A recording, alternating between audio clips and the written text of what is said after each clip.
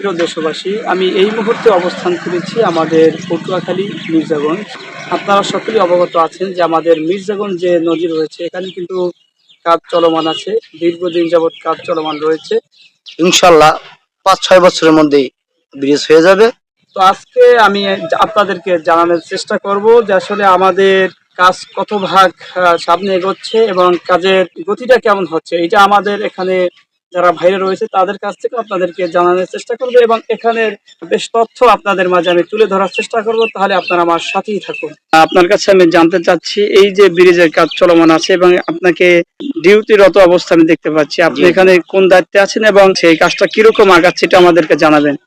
দ্রুত ভাবে আগাচ্ছে এবং আমাদের এখানে 2টা পিলার টেস্টের করা অলরেডি হয়ে গেছে এবং সামনে পশ্চিম সাইডে আছে, ওখানে একটা পিলার করব কালকে আল্লাহ যদি একটু বাঁচায়।